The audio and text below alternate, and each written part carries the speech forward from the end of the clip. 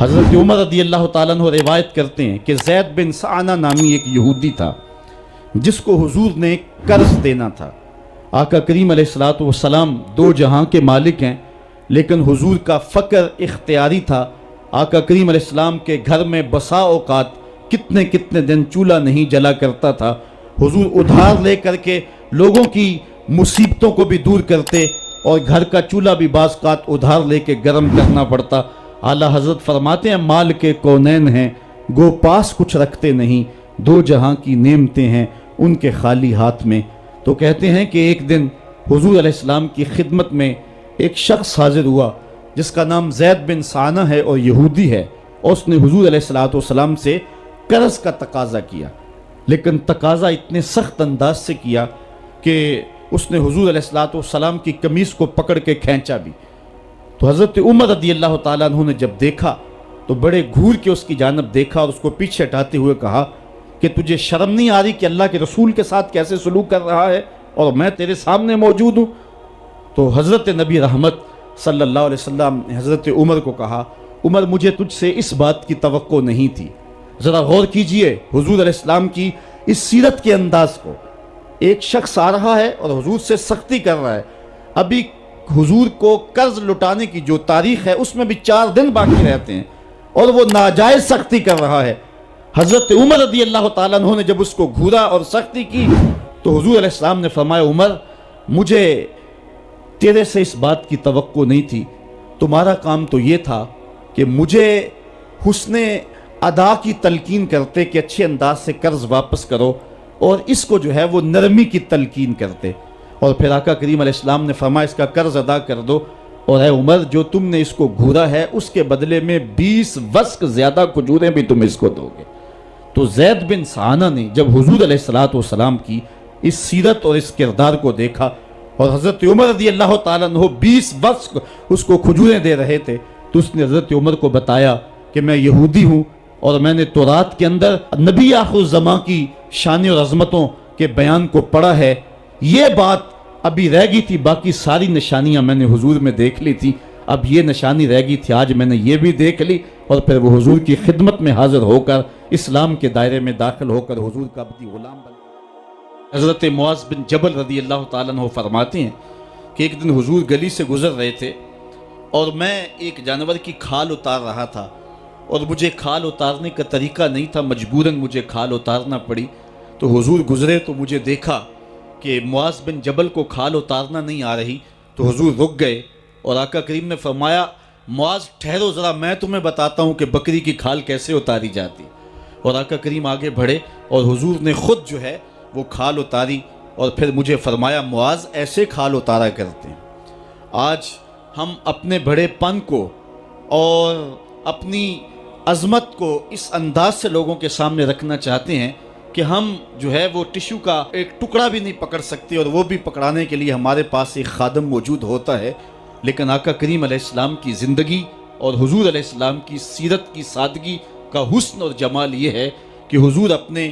کپڑوں کو خود مرمت کر لیتے ہیں اور اپنے دیگر کام خود کرتے ہیں اور بطیب خاطر کرتے ہیں، اور اس میں کوئی چیز اپنے لیے شرمندگی کی محسوس نہیں کرتے ہیں۔ حضرت حسن رضی اللہ تعالی عنہ حضور علیہ السلام کے نواسے بھی ہیں اور آقا کریم علیہ السلام کی صحابیت کا شرف بھی پایا ہے۔ کہتے ہیں کہ کانا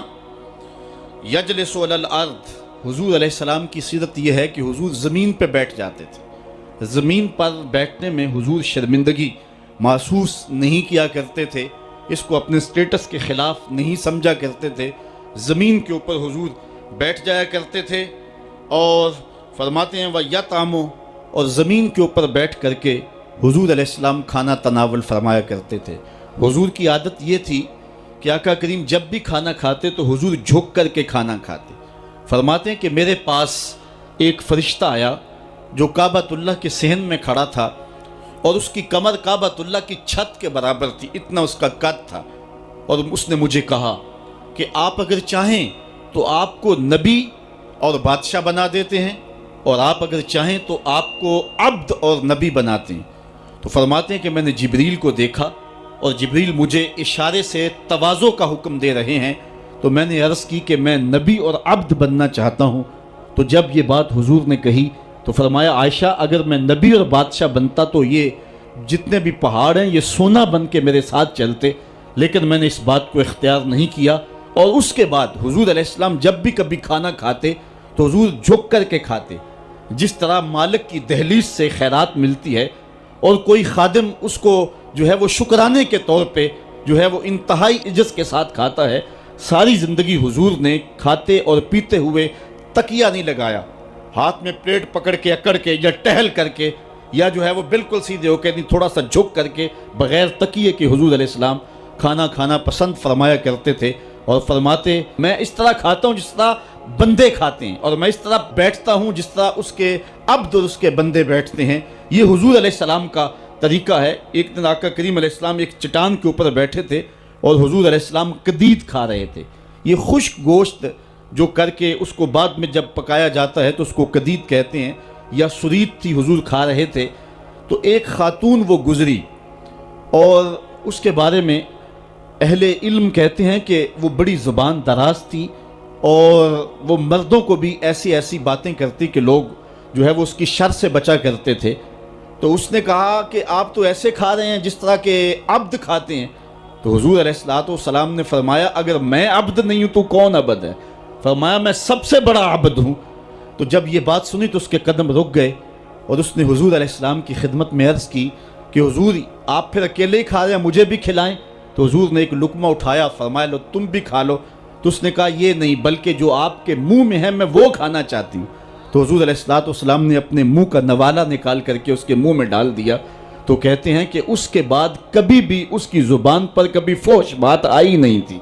حضور کے جوتے کی وہ برکت تھی اور اس کا وہ فیضان تھا کہ اس کے اندر ایسی روشنی ہو گئی۔ پہلے وہ سخت لعان تھی، گالیاں دینے والی تھی اور فحش گفتگو کرنے والی تھی، لیکن حضور علیہ السلام کے جوتے کی برکت سے اللہ تعالیٰ جل شانہ نے اس کی زبان کو حسن بھی دے دیا اور جمال بھی عطا فرما دیا۔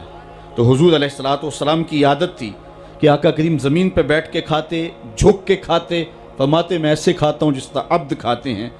وَيَلْبَسُ الْغَلِيظ، اور آقا کریم علیہ السلام موٹے کپڑے پہنتے تھے، باریک ترین کپڑے پہننے سے حضور نے گریز کیا ہے۔ اور یہ وَيُطِيلُ الصَّلَاةَ، اور حضور کی نماز لمبی ہوا کرتی تھی۔ وَيُكَسِّرُ الْخُطْبَةَ، اور خطبہ حضور مختصر فرمایا کرتے تھے۔ وَلَا يَعْنِفُ أَن يَمْشِيَ مَعَ الْأَرْمَلَةِ